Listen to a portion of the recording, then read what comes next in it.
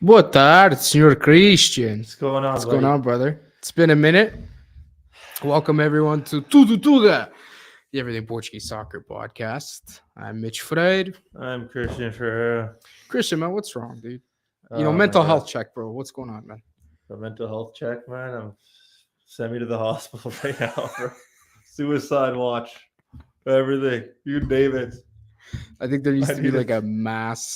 a mass mental health check for all Sportingistas. Oh, So my God. if you're out there, if you know a Sportingista or you have a Sportingista in your family, give them a call, shoot them a text, Yeah. see how they're doing. Yeah. É triste, man. É This- triste. you know Lots what? to get into today, guys. It's been a minute. Christian and I have both had very, very busy schedules the last month. Both of us moved houses. So it's been very, very busy. We've had a ton going on. So happy to get back and talk some bola with you guys because, of course, we all know, aside from all the stuff going on in Liga Portugal, all the stuff going on in the Liga dos Campeões, we got Mundial coming up this month. We are officially 3 weeks away from Portugal kicking off the World Cup against Braga in Qatar. Yeah. Can't wait. I mean, I can't wait. I really can't wait now for the World Cup. What do you- Sort of I- this you little know- spell to, Do you need a go fucking by. shot? Do I need to get the aguardiente Listen, in here, man. man? Mundial this month, This Christian. This is my energy the whole podcast. Sorry to break it to you. Come on, man. Come on. All right, guys. So most of you should know the format. We'll hit the Capas do Dia.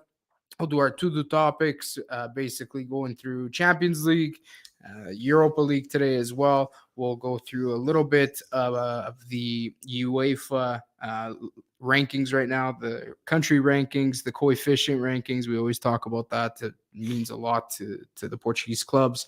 And then, of course, we'll go into a little World Cup review, look at the 55 players that Fernando Santos named as potential call-ups for the World Cup in 3 weeks. And then we'll kind of round it out with just talking about Liga Portugal and some standings, look at some fixtures coming up this weekend. So let's get into it, guys. Capas do Dia, a bola. Come on, give it to me, Senhor Adão. Magistral, masterful. Main focus, of course. Meus periquitos. Benfica 6-1 thrashing of Maccabi Haifa, guaranteeing first That was place. huge. That was First place in their group and making history. The highest points Benfica's ever finished a Champions League group in. Wow. Unbelievable. Wow. It was huge. A few years back, they had history for being the first team ever to have 0 points. But let's go there. Hey, I'm man. bitter today. Okay, I'm I'm bitter. All right, Let's keep the positive vibes I'm going. bitter. I'm warning you. Okay. But not only that, Benfica went through first on away goals. It had to go to the seventh tiebreak rule between Benfica Crazy. and PSG because they had both tied each other 1-1, both home and away. So they tied each other. Their goals for and against were exactly the same. So it Crazy. literally had to go all the way down to the most goals scored away. And that's how Benfica got into it. Benfica actually didn't even know they finished first until a little after the game. So Well, anyway, we'll go more into that a little bit later. Let's look at Record. Talking obviously a lot about Benfica again, primeiro, focusing on Benfica, but a note on there, Leão queixas à UEFA. This is regarding the absolutely horrible PK decision against Sporting that essentially led to them getting knocked out. Christian will go into that a little bit further, but you can maybe touch on what Sporting is doing. They're making a case against UEFA. Maybe we can talk about that a little bit later as well. And then jumping over to O Jogo. Again, of course, Benfica, the main page, but also talking Galeno and Euros na Europa for Porto. Obviously, Porto making it through as well. Not all about Benfica. Porto also making it through in first place in their group. A wonderful comeback by Porto, getting into the round of 16. So we did make some history. Not only did Benfica make history with their points, but of course, this is the first time that both that 2 Portuguese teams go through the round of 16 in first place. That's also kind of a historic mark. We'll talk a little bit more about that later. And then a cool note there, guys. Abel Ferreira, we have to mention him. Palmeiras de Abel Ferreira é campeão. Abel Ferreira won his first Serie A title in Brazil after a 4-0 win over Fortaleza this week, still with 3 game weeks to go before the World Cup. Abel Ferreira, of course, everybody knows he's already won 2 Libertadores championships since being at Palmeiras. It's the first time he's been able to win the league. Arguably one of the best Portuguese coaches out there right now. So very, very proud to see Abel Ferreira doing big things in Brazil with Palmeiras. And an ex-Sportingista, hey? Yeah. Exporting player, He's one of those João Mario kind of vibe. I get João Mario vibes. I got no. Eu não tenho hipótese hoje. I'm telling you, I'm bitter. This guy, man. I'm worried you. I'm trying to give you some good shit, man. And doing this, whatever. Maybe too much information, but I'm trying this No Nut November thing, so I'm even more on edge. So bear with me. Right? If there's ever a time you've needed, I know, Christian, se calhar it's right now, man. Again, mental health, buddy. You got to check that shit, man. All right. Bitter. Okay, bitter. All right, guys. Jumping into our 2 good topics. We'll jump right into it. I mean, we can't. It's the elephant in the room. Really, the orange elephant in the room today. Champions League review. Sporting was home to Frankfurt. Eintracht Frankfurt. Sporting, all they needed was a tie. So Sporting fell, unfortunately, 2-1. There's alcohol in here, right? Yeah, there is, buddy. I have to drink this. Sporting fell 2-1 at home to Frankfurt in a game that could have seen them through to the round of 16 with a draw. That's all they needed was a draw. Arthur struck first for Sporting in the 36th minute. Then a controversial penalty called against Coates in the 62nd minute, and then converted by Kamada tied things up. We'll talk a little bit more about that, Christian. And then 10 minutes later, Randall Muani fought off a challenge from Gonçalo Inácio, a little bit weak, in my opinion, on Gonçalo Inácio's part defensively, but he rifled home a shot past Adan to give Frankfurt the 2-1 lead and seal second place for a spot in the round of 16 for Eintracht Frankfurt, sending Sporting into Europa League. That is the bright spot in this. Sporting not out of European competition as a whole. They will go down to Europa League, so not all bad. And to be fair, I actually think probably Sporting has a better chance of getting a result in a round of 16 in the Europa versus Champions League, but still obviously not where you guys want to be. Before we get to your thoughts, Christian, I just want to talk about what Ruben Amorim had to say after the game. And of course, I'll translate this for those of you who aren't as fluent in Portuguese. Tem sido uma época difícil. Há falta de confiança e o que o treinador pode fazer é dar a cara. Não é normal treinador do Sporting aguentar-se com tantos desejos. Num clube tão grande como o Sporting, não é normal treinador aguentar-se. Of course, that's kind of picked apart, but basically saying that it's been a very difficult season. There's a big lack of confidence, and the only thing that the coach can do is show face. And it's not normal that a coach of Sporting kind of withholds so many disasters in a team and in a club with the dimension and as big as Sporting is. It's not normal for a coach to be able to kind of withstand all of this negativity and negative results. So Christian, I pass it over to you, buddy. Your thoughts on not only the game, but in overall the state of Sporting right now. Okay, so there's a lot to touch up on. Since you brought up the penalty shot first, I might as well start there. My initial thoughts on the penalty, I honestly lean, I'm like, oh, yeah, I get it. But there was something I seen yesterday. Do you think it's a penalty though? No, it's not that I think it's a penalty. It's just like it at that time where I was trying to process was like, okay, if it's not a foul, he flares up his hand looking for the foul and he touches the ball.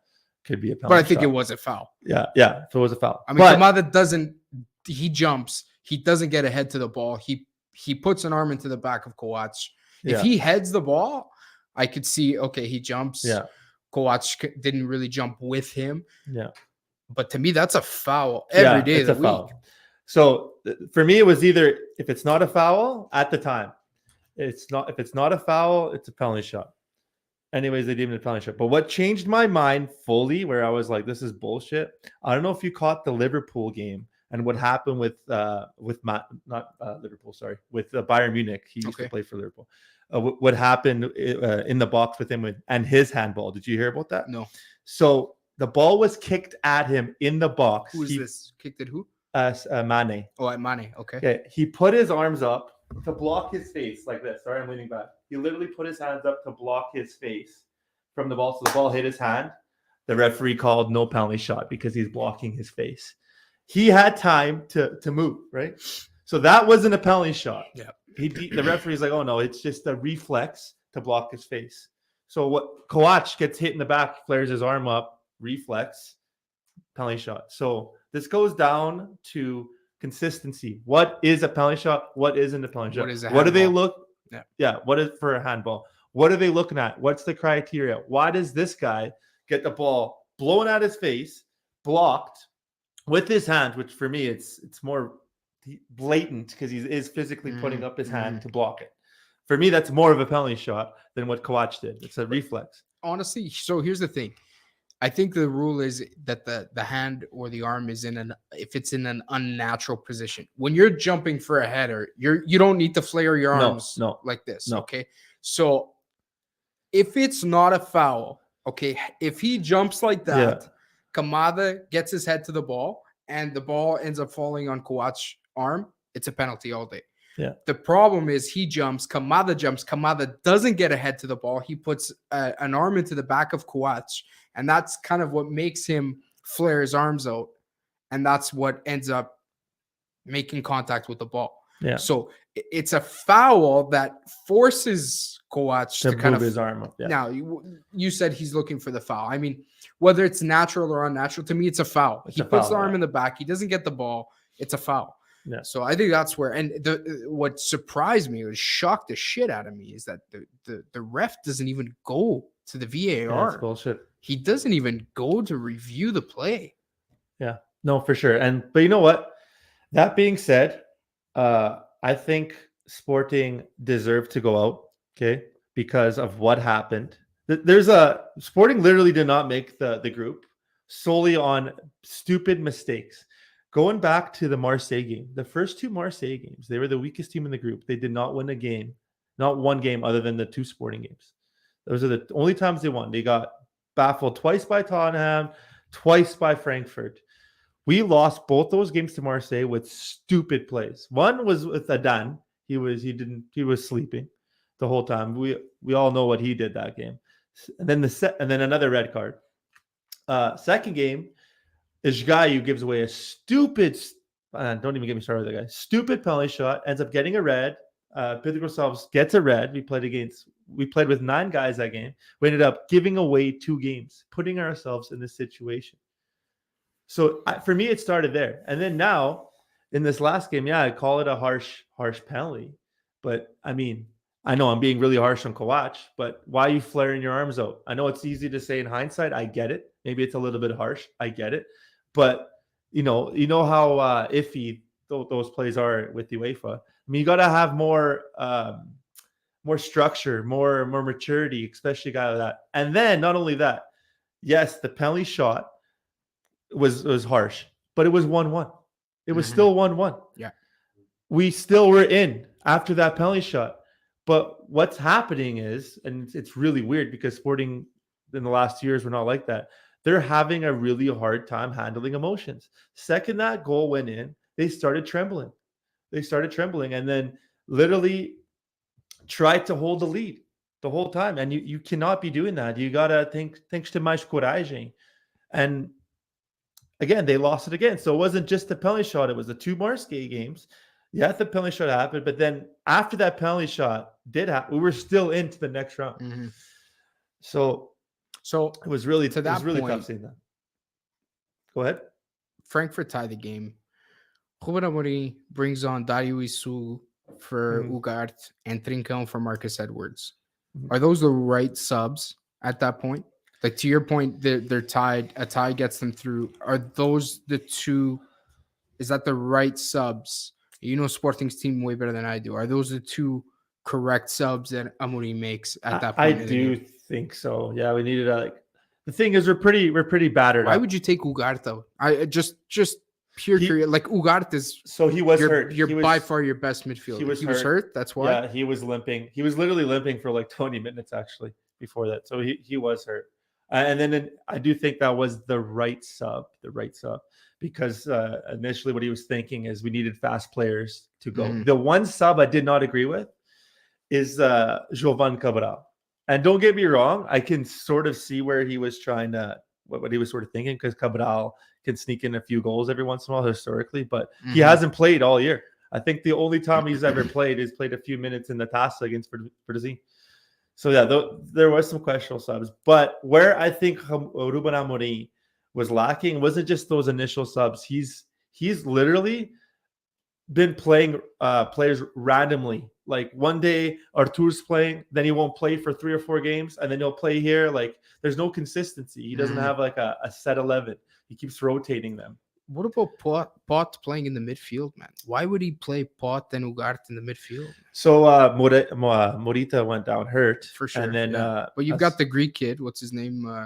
And Alexander Pols. I can't say it. Alexandropoulos. Yeah. I'm not sure. Alexander Polos hasn't really, solidified himself yet. And then I think he was thinking with Pot, he's actually, it's his natural position. Maybe not in the last few years, but that was his natural position. I think that's why he put him there. I mean, it's always easy to criticize after, but one thing I wanted to state, and I don't know if you caught this, Mitch. So Benfica, last game in the league, they played all their main players. Okay, their same starting 11 that played, maybe give or take 1 or 2 players. But I do think was the full starting 11 played in the league, played in the Champions League. Same with Porto. Sporting against Oroca, we switched 6 players, and a lot of those players that did play that game didn't play all season. So why these little moves that Ruben Amorim is doing, little errors, has just been accumulating to where we are right now. I guess that comes down to the question, man. This is the $1 million question that I think every Sportingista is, arguing right now. Does Ruben Amorim need to fall on the sword for these results? Does he need to? Is the answer that Ruben Amorim needs to go? I don't think so. I don't think we're at that stage yet. Unpack that. So, okay. So logically, right now we're out of and this is going to actually strengthen maybe your point of should he fall on the sword. But right now, what point would it be to bring in a new coach? We're out of the Taça. We're out of the league. We're out of the Champions League. Who gives a fuck about the Taça de Liga? What are we going to bring a new guy? What is he going to do? You know what I mean? And the last 2 seasons, Ruben Amorim has, say what you will, we had 2 seasons back-to-back 85-point seasons. In Sporting's entire history, the best we've ever done was 86. So, he's been there, done that. He's shown that he can make Sporting play. So that being said, I would give him a chance to work his way out of this. At least try till the end of the season. By the end of the season, if it's still like this, then maybe don't renew a contract with him. But right now, we fire him. We have to pay off Ruben Amorim, bring in some other guy. You know what I mean? Like, I don't think it's the right time. I don't think it's the right. And Ruben Amorim, of course, is to blame, but it's not just Ruben Amorim. It's the direção. Personally, and again, it's not just about one player. I hope you guys will comprehend where I'm trying to take this. I think what's sort of hurt Sporting at the beginning, and it was a ripple effect. And again, it's just not because of him we lost everything. But I think what the tink in the armor was the Mateus Nunes transfer 3 days before Porto, because the coach right away did not want to have that. They got rid of Tabata and now Mateus Nunes. They got rid of Tabata to keep Mateus Nunes. Now, the fact that he went, I remember 3 days before that game, it was 3 days before Porto Sporting. Instead of concentrating on that game, Ruben Amorim started fighting with the president and the direção, and it created this tension, and it destabilized the team. And ever since that moment, we've been sort of playing catch up and trying to patch up little areas. So as you guys know, we play with 2 midfielders. So those 2 midfielders for Sporting, they have to be really good players because it's only 2 midfielders. So when that position was such an important position for Sporting, Now we lost Palhinha, we lost Mateus Nunes, we lost Sarabia, we lost so many big names. Now we're just trying to patch things up. And I think that's why I think that was the tink in the armor. And it just became a snowball effect and a snowball effect. Amorim was bitter. The team was fair, though. To be fair, Porto also lost two massive pieces in their midfield, in Vitinha and Vieira. Yeah. But no, for sure. And I'm not saying that's what I was trying to implement. It's not just that one player. I think it's what it did to the team where the coach felt, like he didn't have his back because they had a whole plan around this. The whole plan, they sold off all these players to maintain these players. And I think once the president went against him, especially right at the end of the transfer window, 3 days before the game, Sporting, I think it just destabilized the team because Amorim got pissed. There was a little war between Amorim and the Presidencia. Then you throw in another thing with the clash and all these other things where the direção was, instead of concentrating on fixing the problem, maybe dar a cara, like show their face to what's going on. They're at war with the sócios and all these other things, and they're just so destabilized right now. And so that's why I think that was the tink in the armor, and it just became a snowball effect to where we are right now. So you don't think Ruben Amorim is the sole issue? No, I think there's multiple issues. I think he is to blame. One thing I will give, and this is just my personal opinion. Again, you're in our group chat. Everybody varies. I think the last couple of years, and he is an amazing coach. I mean, even though he's having a bad season, we know what he can do. I think he has that little bit of an ego now. His tires are pumped a little bit too much. He's becoming really stubborn. One thing you can never do as a coach, even a player, you can never put your ego above the team. You can never, if you're stubborn, your stubbornness, you can never be so stubborn where you're damaging the team just to keep your stubbornness. The teimosis. He's being really teimoso, and he's not willing to change certain aspects that everybody can see is damaging the team. So I think those are the things that he's got to look in the mirror and start reflecting and putting that ego aside a little bit. I mean, that ego also got him to where he is, but reevaluate and maybe not complete the same errors over and over and over again. But he is a young coach. I think those are the things that he's got to learn. But I do think he's still the right guy at this moment. I mean, you might talk to me 4 months from now if this continues. It might change, but at this moment, I don't think it's the fire Amorim right now yet. I mean, man, I disagree because I think at the end of the day, Sporting, who do you guys want to be, man? Do you guys want to be a championship team, or do you guys want to be a 3rd to 5th place club? Like, I think Portugal needs 3 clubs that are constantly at peak form and 3 clubs that are vying for first place always. And I feel like you guys are dropping your standards by allowing a coach take away what he's done in the last 2 years, because we all know in sports it's not about what you did, what you've done, it's what you're doing and what you can do. And you look at so many of the results that Sporting have had are almost direct results of bad decisions made by Ruben Amorim. His consistent insistence on playing Ricardo Isgaio at right back or in that wing back position. His inability to adapt and to innovate with anything other than his tried, tested, and true 3-4-3 formation. Like, he doesn't change it for anything. Yeah, it worked against Tottenham. Maybe you need to switch it up versus Marseille. Maybe you need to switch it up versus Frankfurt, whatever the case may be. I mean, he just never shows the ability or the depth as a coach to adapt his tactics to anything outside of this 3-4-3. Yeah. And then you've got, like you said, ele é tão teimoso. So you brought up a really good point. Both Benfica and Porto were qualified. They both had Champions League games.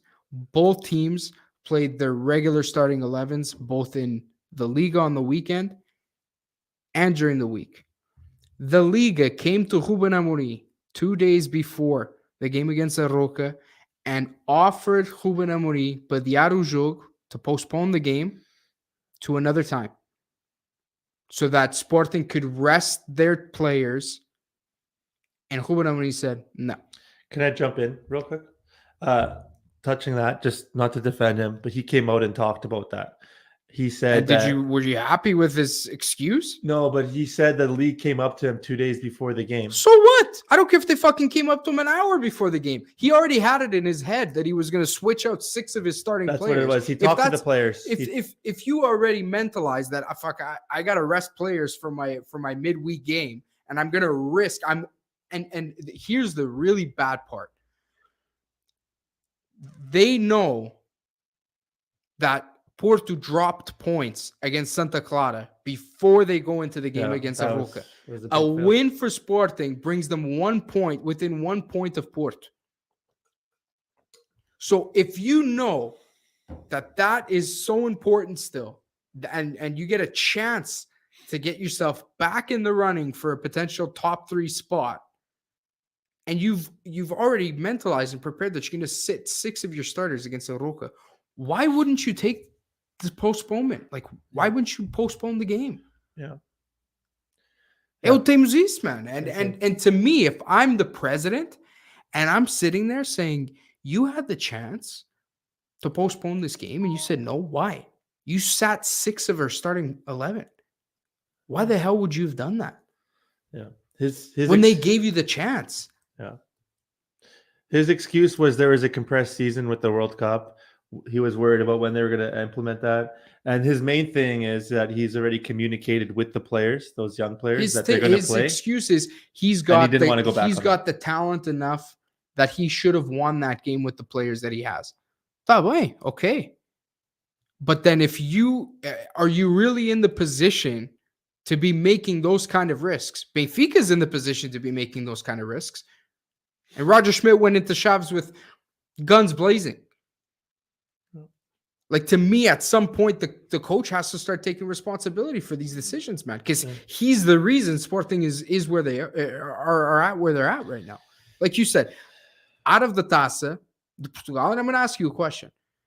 If Benfica or Porto, 3 months into the season, a month, almost 2 months before Christmas break, Benfica or Porto were 10 points or sitting in 6th place in the league, out of the Taça de Portugal against Varzinha in the first round, and knocked out of the Champions League, all within the first 3 months of the year, is that coach staying for Christmas? I mean, in either Benfica or Porto. I mean, this is not a shot. I'm being serious. When George Jesus was there, when you guys dropped all that money, you guys are still in the Champions League. You guys did well in the Champions League that year, but you guys underperformed too, and he kept his job. Okay, I want to. He got fired, man. What are you talking about? Yeah, but not right away. Not like mid-season. That year, that first year. No. The second year he did. Second year he got fired. Yeah. So they still let him ride. He was using the COVID bullshit. But there's another thing where I think Ruben Amorim got wrong. And again, you were saying that he didn't switch anything. He did try something new. It was called the attack model. So he was trying the 3 wingers, the 3 skillful wingers up front. That's why I think against teams like Tottenham, it worked. You can't say it didn't work. We look great, even guys like Artur. But the one thing we cannot do, it's almost like a little bit like Portugal. O bloco baixo. Anybody, Varzinha, Aroca, doesn't matter who the fuck plays block baixo against us, we're fucked. We're fucked. That's where I think Ruben Amorim needs to be more innovative. Exactly what you said. I totally agree with you. That's where you need, to have different ideas, try different tactics, which he does not do. But I shit on him a little bit. I'm going to talk him up a little bit. Yes, things are going wrong. Yes, he's teimoso. Yes, there's a lot of things pointing on him, and I'll be the first one to say it. But at the same time, he's he doesn't have a lot of luck this year too. And call it what you want. Luck is what it is. But here's the list. This is just off the top of my head. Off the top of my head. I'm sure I'm missing more. The injuries that Sporting had this year. Coates, Neto, Porro, now Nuno Santos, Ugarte, Paulinho, Morata, Pedro Gonçalves, Saint Just, and Bragança. A Sporting team, and we all know, say what you want, we're curto. We have a really short team. Then that's not including losing Sarabia, losing Palhinha, losing Mateus Nunes. I mean, at the same time, that's tough to be put in that situation. That's really tough. And yeah, we could sit here and talk shit about Ruben Amorim, and rightfully so. Fernando Santos gets it too. He deserves it too. He's not God. He's not God. He deserves criticism, and rightfully so. But there he is. But at the same time, it's not all on him. He doesn't have the money. Like I remember in our chat, I was talking about Tuchel. He won the Champions League, blah, blah, blah, blah. This offseason, he spent over $145 million. Yeah. So, I mean, that's hyphenated. Sporting, he doesn't have that logic. So, at the same time, yes, he's fucking up. Yes, point the finger at him. But also, he doesn't have much to be playing with right now. It's tough. It's a tough situation. Why not look at somebody like an Abel Ferreira? Yeah, former Sporting player. He's arguably one of the best Portuguese coaches out there right now. Why not look at Abel? He just finished up a season, so he could very well be looking at potentially coming back to Portugal or making a move. You know what? Wouldn't the timing be ideal to look at somebody like an Abel Ferreira? I don't think it's time. Maybe at the end of the season, we'll see where it goes. I just think we should let him ride out. Give him the opportunity to try to fix this, because it has been just a bad 4 to 6 months. Yeah. I would personally, whether it's the right answer or not, I would give him the benefit of the doubt. Tá. All right, guys. Well, what's that? Popes contra a Roca e quase que o poupem da Europa. Agora o discurso que eu sei é que seria melhor ficar fora da Europa para se concentrarem-se no campeonato. Pois. I mean, there's some validity to that. Well, you still got Europa League, man, so not all is lost. Yay. Anyway, guys, switching gears from Sporting, Porto was also in action on Tuesday against Athletic Madrid. They were home. Porto obviously were already qualified, but with a chance to go to first place on Tuesday night, they basically torpedoed Diego Simeone's shot at any European ball this year if Atleti's season wasn't going bad enough already. But it was good. 2-1 victory at home. It didn't take long for Porto to take the game to Atleti, and it was Tremi who put Porto up 1-0 in the 5th minute. It was onslaught from minute 1. It was unbelievable. Porto took the game to Atleti. It was 2-1 right away. But it could have been 4-0. Could have easily been 4-0. The pressure only continued to mount as Canadian star Steven Eustáquio then slammed a shot past Oblak in the 24th minute to put Porto up 2-0. Felix and friends were unable to create much offense against the very dominant Porto side. Calm down, man. It's okay, man. But did manage to pull one back in the 5th minute of extra time with an own goal by center back Marcano. Porto ended up finishing first overall in the group and move on to the round of 16. A huge comeback for Porto. Your thoughts on the game? Buddy, that's the energy that I wish Sporting brought. That's what you like. This is a good Atletico team. Very. I mean, maybe not on paper this year, but historically they've been in the Champions League final twice. Yeah. They still have a lot of the same players. They have that sort of grit, almost like Porto. Mm-hmm. So this is huge, man, and this is what Sporting was missing in Alvalade. That's the energy you got to bring. That's your home. This is when you got to prove it. And not only that, Porto faced a lot of adversity in the Champions League. They lost 4-0 to Club Roche. Mm-hmm. And then guess what they did? They went back and beat them 4-0. You know what I mean? So that's good. Shout out to Porto. We don't give them enough love, maybe rightfully so. And you know what? Shout out to Sérgio Conceição, because I think a lot of that has to do with Sérgio Conceição and the way he manages that club. Yeah. And not only that, you talked about earlier about standards. He set the standard too. And I know this was with a Milan. They call it Milan. After the Benfica game. I know it was a little bit whatever, but he's still putting like into his team, saying we're still going to go after the league. Like that kind of bar that you were talking about, he pushes that higher and higher and higher and higher. And man, and I mentioned it too. You mentioned Sporting obviously having, a tough time losing Mateus Nunes and Palhinha, and I mentioned, I mean, Porto also lost 2 chaves naquela equipa, especially no make-up, Fábio Vieira and Vitinha were big, huge. And they're still feeling huge parts, and they're still feeling it. I mean, Eustáquio has done well coming in, but it's always kind of a crapshoot between who else he plays in the midfield, whether it's Eustáquio, Bruno Costa, Uribe. It's always kind of a different different look to that Porto team. But I do have to give credit to Eustáquio. I think he's done very, very well. He's growing. And I'm also going to bring this guy up because I think he continues to play very well. And especially in a month where we're looking at Mundial, Otávio. Oh, man, he's looking really good.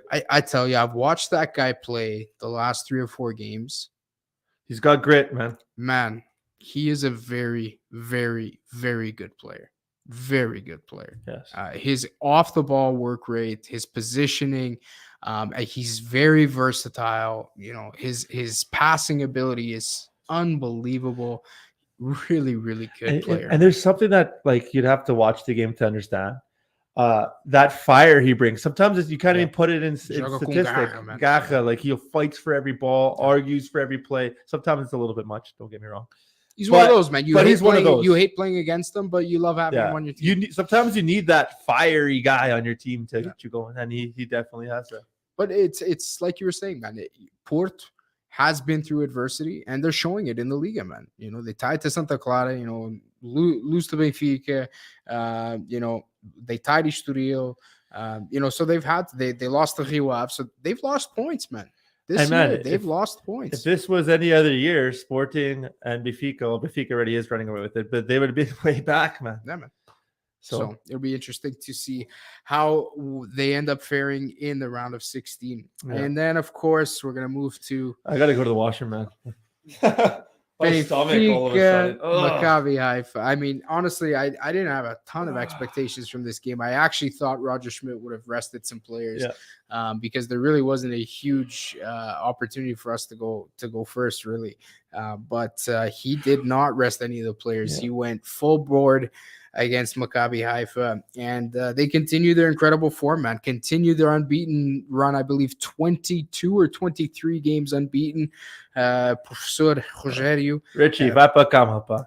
Vai dormir. There you go. There's our Águias. Vai dormir, pá. There's our Águias. Vamos lá. Vai dormir. If he could continue their incredible form this year with an absolute onslaught in Israel against Maccabi Haifa, Schmidt opted to go with his usual suspects in this game. Even though the passage to the round of 16 was already secured. Ramos made good on a looping header in the 20th minute after hitting the post minutes earlier. Maccabi tied things up with a penalty conversion in the 26th minute via Sherry, but it was to no avail. Once the second half began, it might as well have ended, buddy. It was all but over. Maccabi was desperately trying to play for a European spot, but it wasn't happening, man. Peter Musa came on for Ramos, who was injured in the second half. He rifled a header home in the 59th minute. Then it was Grimaldo with his trademark free kick. Can we just talk a second about Grimaldo's free kicks, man? Yeah. This guy's arguably, I'm going to go out there and say Grimaldo right now, one of the best free kick takers, if not the best free kick takers in the world right now. That guy, you give that guy a free kick on the edge of the box, it's like giving away a penalty shot, man. Yeah, he did it against Chaves. He did it against, I mean, it's literally the amount of free kicks this guy has, and he puts it away. Like his left foot is unbelievable outside the box in a free kick. Messi-like. And it doesn't matter, right or left. He's deadly. There's nobody, it's unbelievable. So anyway, he put one home in the 69th minute. Rafa continued his hot streak of form, capping off a beautiful play with a nice little tidy chipped finish in the 73rd minute. And it wasn't done there. Benfica's young promising striker, the Madeirense Henrique Araújo, came on to make it 5-1 with a lovely little finish. And then João Mario ends up making it. João Mario, your boy, man. Your boy, João Mario, ends up capping off the night with an absolute stunner, a bomba from outside the box to fire Benfica ahead of PSG and into first place in Group H. Huge result. Going through the highlights here as well, you guys can see as we're talking, there's the little nifty chip finish from Rafa. Yeah. Just quickly, sidebar, how fucking devastated and should every Portuguese be right now that Rafa's not going to be at the World Cup? Man, you know what we talked about your personal thoughts aside on the matter. Yeah, seeing a guy playing that well right now and knowing he's going to be sitting on his couch instead of being on the pitch helping us at the Mundial. Honestly, it sucks because we talked about this so many times in the group that this is his best form of his career, of his life. It's not like he's like 39 or 40 years old and had a long career and he's fucking fallen off and he decides to retire. No, he's literally retiring at peak Rafa right now, and I think he's going to regret it. I think it was heat of the moment.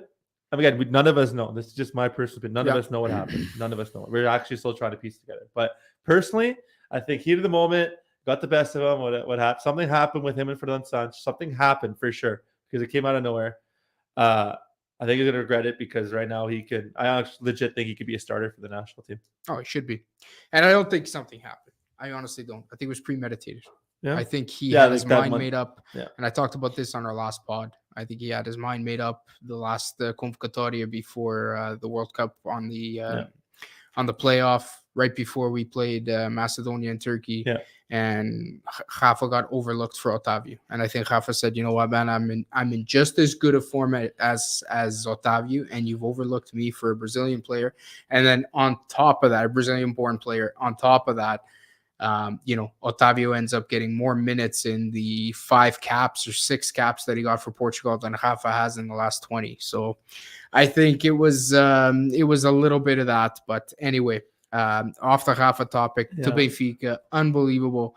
They're playing lights out right now. Made history with, I mentioned it earlier, the highest points we've ever finished in a group stage. Absolutely massive form that Benfica is in right now. And honestly, I think they're a force, man. My biggest concern continues to be the depth and how deep we can go with this squad. But this 11, if we stay healthy, you know what I see from an outsider, because I know being a Benfica fan, they are playing great, but it's hard to. Sometimes an outsider looking in can dictate the team a little bit better. Personally, I think that their main strength is their consistency. They're consistently having good results. And in terms of seasons and like full seasons, even knockout, that's what you need. You need consistency. Sometimes you don't need to be the best. Yeah. 1 or 2 games and then like almost like Sporting. Yeah. Not saying that they're at their best, but they're just so inconsistent. The thing that Schmidt is doing the best from the outside looking in, and it's sort of like what we had when we won the league, is just every single game consistently playing good. They don't have to play lights out. It's just that perfect balance, going in there, the right mindset, getting the job done, on to the next game. And not only that, man, I think he's doing a great job at putting the right people in the right seats and instilling confidence in the players. You see, João Mario has not gotten better from one year to the next in terms of, his skill. It's the confidence that Rogério has put in João Mario this year, and you're seeing a João Mario that, man, we saw flashes of back, when he left Sporting. Yeah, it's really that. Richie, for this super late, man. Get a match, pa. But honestly, man, I mean, it's the confidence I think that he's putting in the players, even kids like Antonio Silva, man. Tony, big realistic opportunity that Tony Silva is at the World Cup, man. Yeah. I mean, the mature and normally, I mean, when he first started coming into the fray, playing, I was one of the first saying, "No, fuck, there's no way he's gonna get called up. He's 18, he's too young." And you see some of the some of the performances that this kid is putting in there at 18 years old. We've seen him play against the best in the world already, man. Against Mbappe, against Neymar, against Messi. Kid was fucking unbelievable, man. But bar a few mistakes, but a couple mistakes. I mean, those are normal. That's not on him. That's No not on doubt. him. That's part of the growth. But yeah, he is doing good. But you know what? Again, we'll leave this what I'm about to say topic maybe for a World Cup episode. But again, Santos missed a huge opportunity early on to implement these young players because now Pep's hurt. We have a lot of injuries to our defensive line. Yeah. So is he gonna have enough time to integrate into the World Cup? I mean, he probably missed a big One thing I do want to say, I'd love to see Rogério giving Henrique Araújo a little bit more playing time. I think he is a big player. He's a big up-and-coming star.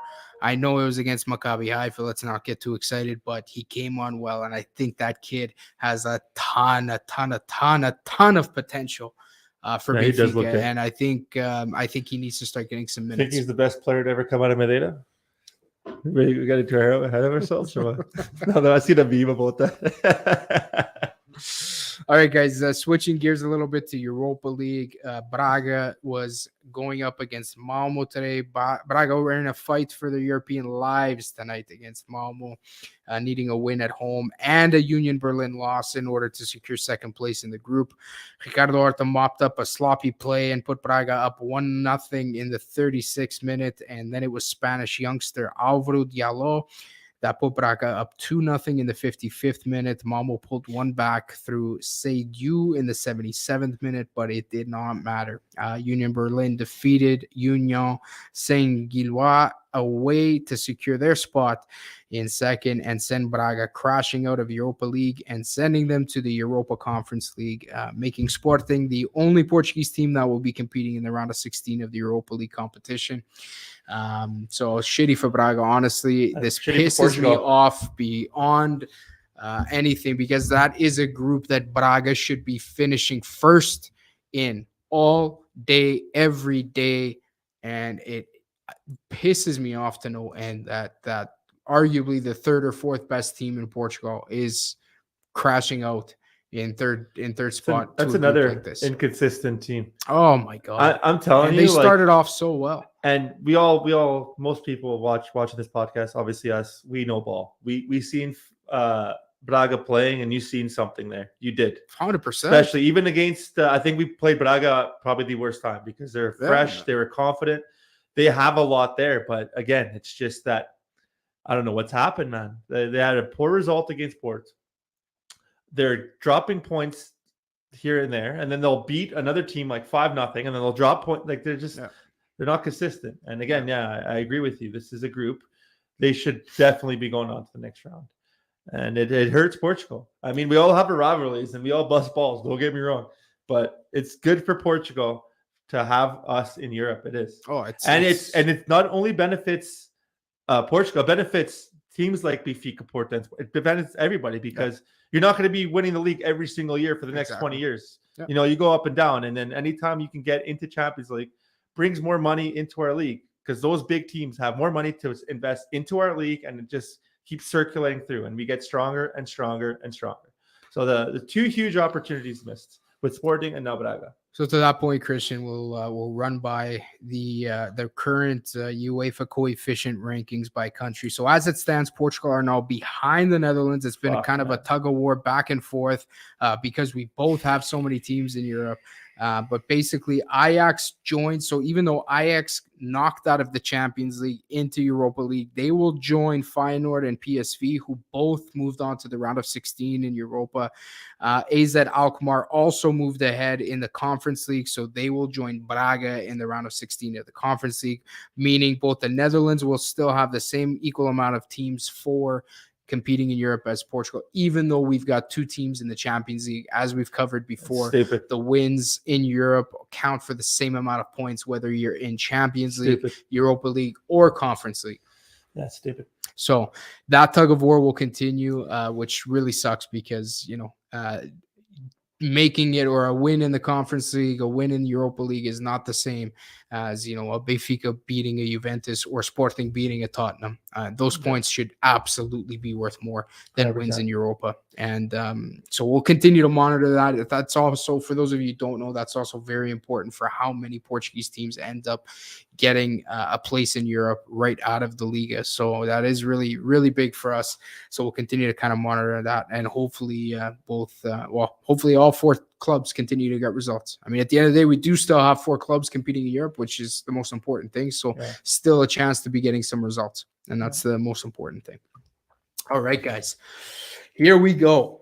Fuck, I am getting pumped. Buddy, World has Cup. it kicked in though? Has it kicked in for me? You know what? It's odd because I'm getting ready to put the Christmas tree up, and I'm thinking of the World Cup. So it's kind of weird. It's a little odd. And for those that don't know, Mitch is the biggest Christmas guy I'm a big ever. Christmas guy. Literally, did you put it up your shit already? Christmas is a big. It's usually November 1st. It's up. I broke my foot. Had I not broke my foot, We moved and all that stuff. So the fucking Christmas tree would have been up the day after Halloween. I know, anyway, it's always November 1st, man. November 1st, buddy. He's fucking ready. So it's a little bit mixed feelings, but I'm pumped. We are 3 weeks to the day. 3 weeks from today, Portugal is kicking off against Ghana in Qatar. So I'm excited for it. We're going to talk a little bit, guys, about the seleção. A lot of drama. A lot of drama. We're going to cover a few things.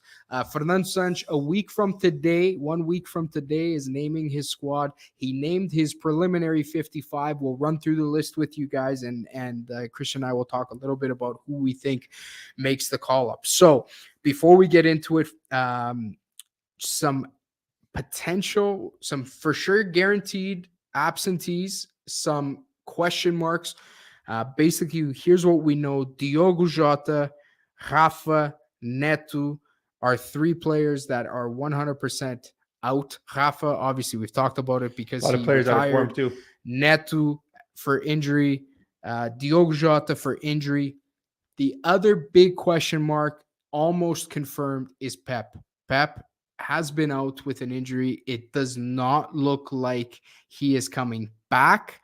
At least for Porto, we don't know if he's being saved potentially for the seleção, but Pep is still out with an injury. Sérgio Conceição talking about in a press conference that it didn't look good. The injury didn't look good. Wasn't he on juice? I don't know if he's juicing. I'm not sure what the remedies are. Bro.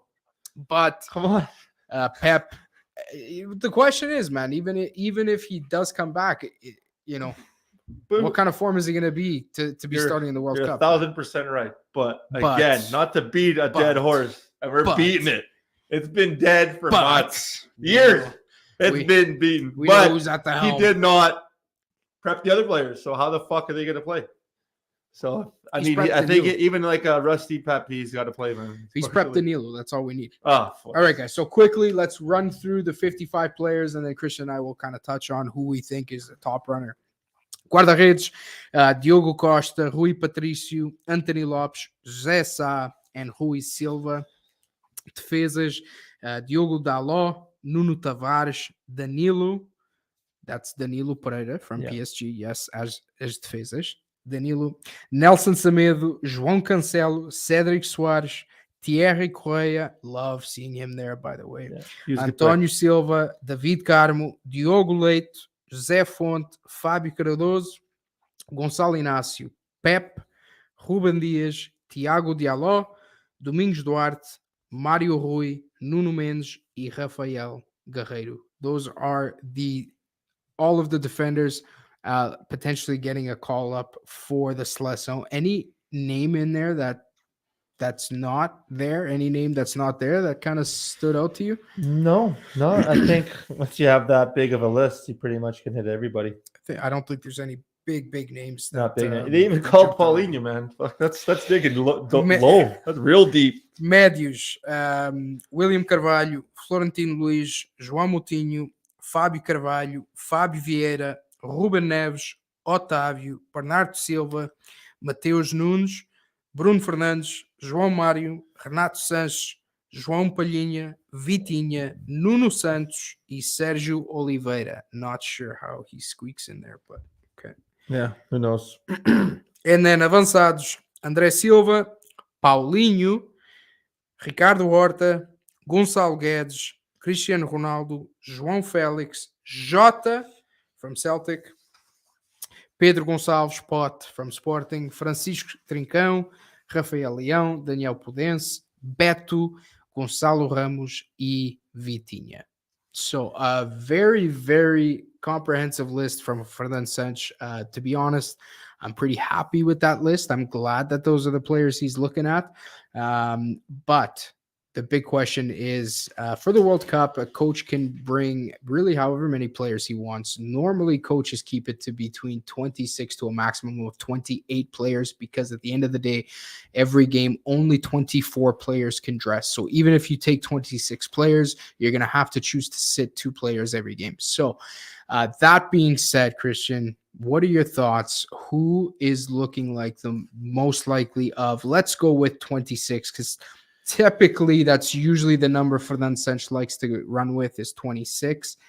If we're going 26 players, who is your 26 out of this list? I'm probably going to mess 55? this up because I wasn't really prepped for this.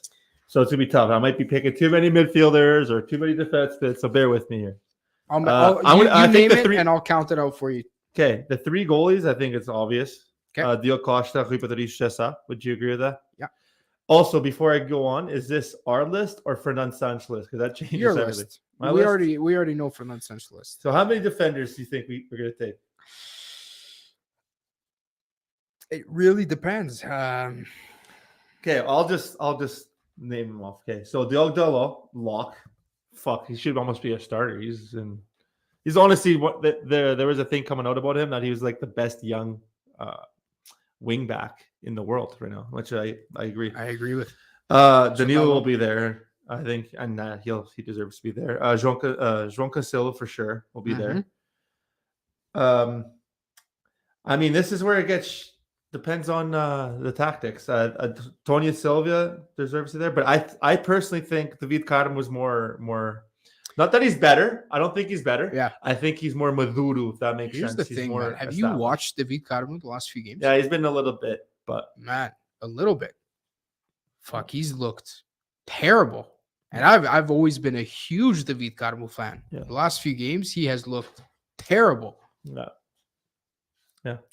Well, I'd go maybe lean towards David Carmo. And again, I'm going to say this. It's not shunning out Antonio Silva. I think he is the future of Portugal. Yep. I do.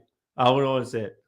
I'm just talking about playing time. He's never been integrated. I mean, maybe David Carmo hasn't either, but at least he played alongside Pep. He is not there yet to step into a World Cup. I think he will, maybe, and for sure by the Euro. I'm just taking this not based on that he's not a good player, just like readiness.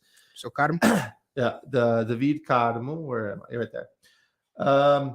I think Font is done, man. What do you think? I think so too. I think Font is done. And Salinasi's it's going to be hard for him to go there. I'm not even going to waste a pick because he's not going to go. He's never played before. He's been shunned many times, I don't think. And Sporting right now are not in good form. Even him, Argo, is not in good form. So I wouldn't call him. Pep, for sure. Diaz, for sure. What am I at here? How many guys? You're at 9. Okay, Nuno Mendes, for sure. Medius, the GOAT. That's it? That's all you're taking? One left back? One more left back. Okay, so you have Nuno Mendes. Guerreiro or Mario Rui or Nuno Santos. Even though Nuno Santos, well, he won't be playing. He's injured anyway. He got injured. Another left back. Maybe Mario. No, I'll take Guerreiro. Yeah. Again, bear with me, guys. Matthews. William the Goat, the Cabra. William Carvalho, I'll take him. A guy that's been shining right now is Florentino. But again, hasn't been implemented. Should he be there? Probably. Should he be there ahead of guys like William? Probably. Would I put him there? Probably. But I don't think, given the amount of playing time he's never played, so I wouldn't bring him. Yeah. That's a coaching error. So, yeah, William Carvalho. I think João Moutinho did a lot. Even he has something to say. I would not bring him. Moutinho? No. Okay. Although he does bring that maturity. I would bring, obviously, Ruben Neves, Otávio, Bernardo Silva. You're bringing Otávio? Yes. Okay. I am.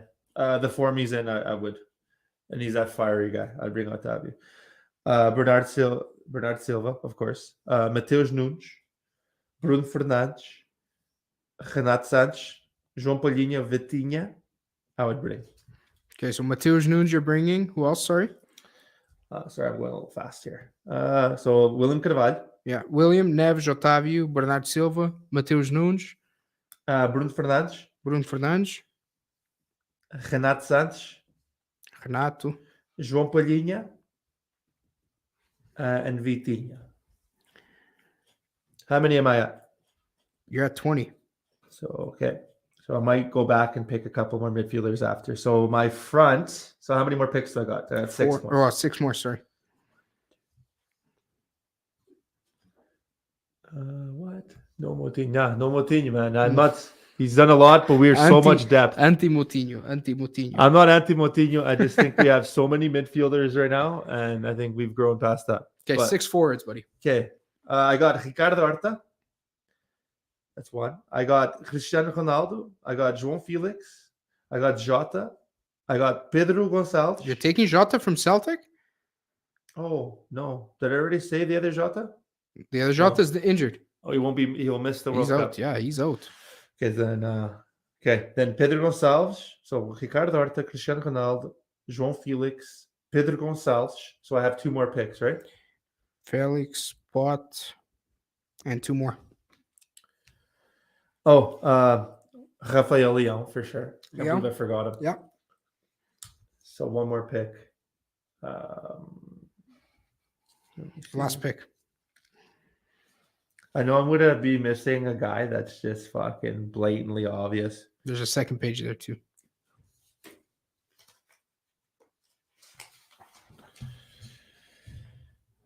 Didn't come with Nako. No. Maybe Gonçalo Ramos. Maybe Gonçalo Ramos. Yeah, Gonçalo Ramos. He would fit in there. That's my team. That's a pretty good team, man. I don't know that I would stray too far away from that, honestly. The only changes I might make would be Tony Silva for Karim. Yeah. And rightfully so, honestly. He probably deserves it. I'm probably taking Tony Silva for Karim.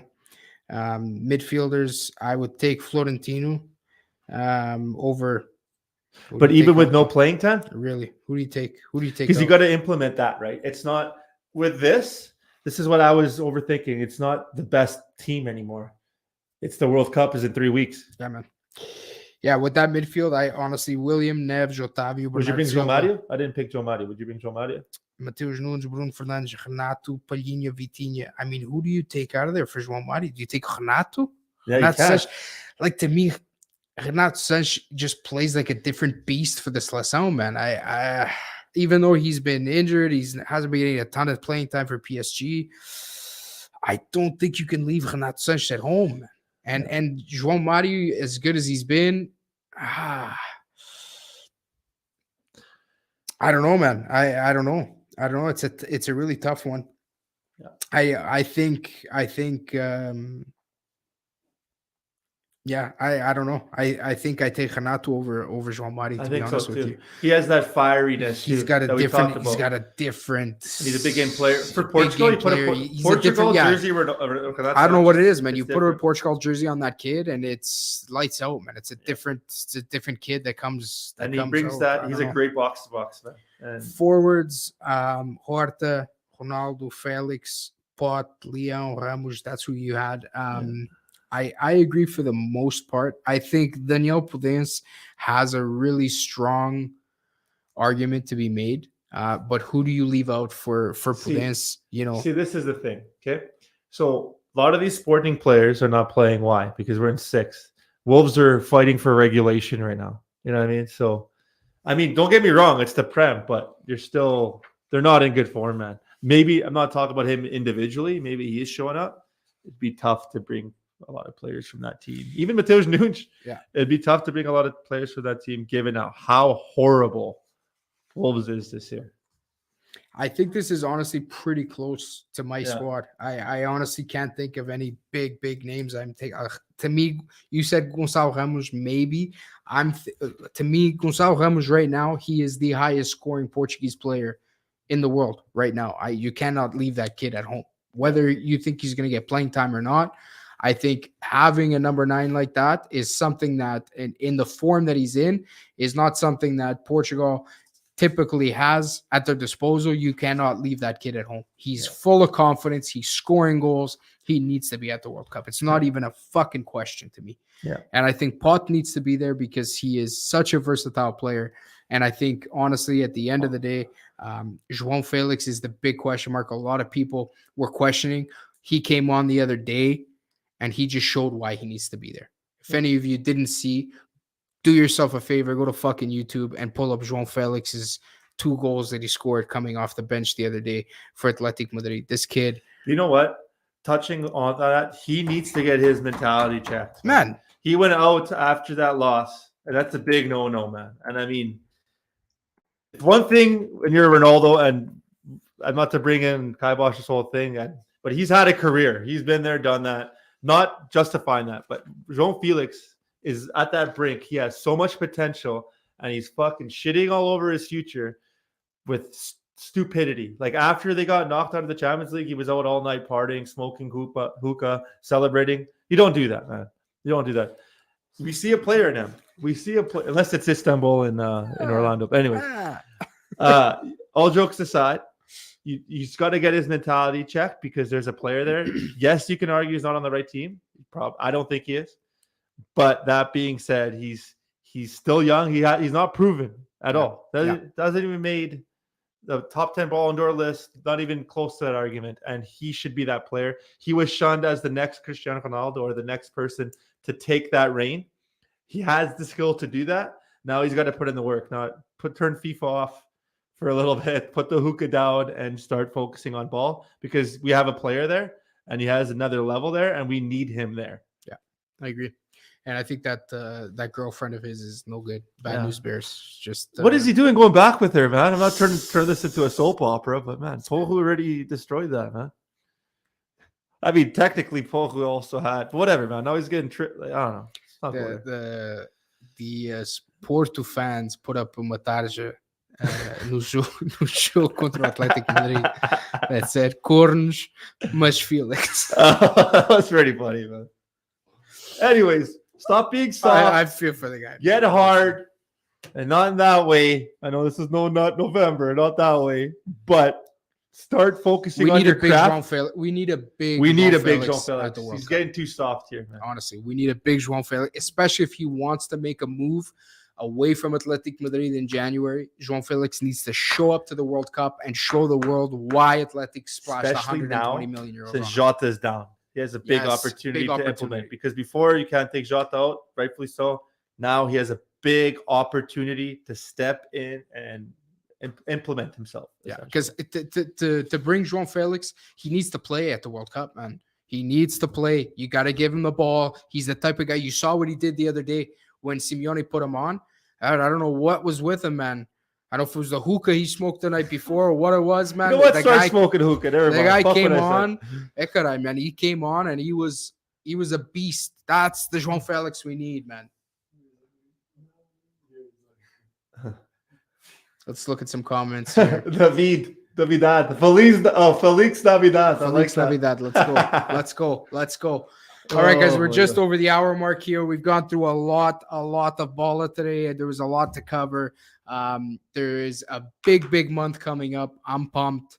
You should be pumped. Everybody should be pumped. We're 3 weeks away from Portugal kicking off. Next week, we're going to bring you Fernando Santos' official call-ups. We'll have more to talk about with the Seleção. All month, we're going to be building up to the World Cup. Oh, yeah. We're going hard this month. Consistent. Week on. You guys got us. You guys got us. Like I said, we had a busy month. We're back. We're going to be coming to you guys on a weekly basis again, World especially Cup right vibes. now with World Cup coming up. We're going to be we're not going to miss a beat here. So, guys, thank you for tuning in. Lots to talk about. Christian, man, maybe have a shot. Get your mental health checked, Reach man. out, you know. Life isn't that bad, buddy. It's tough. Especially now with this month. I'm not going to say what I'm going through again. It's just going to be shitty, man. So hopefully Portugal can put a smile on my face, all right? Please. All right, guys. That's all we got. Deusinho. Ciao. Love you guys. Thanks for tuning in.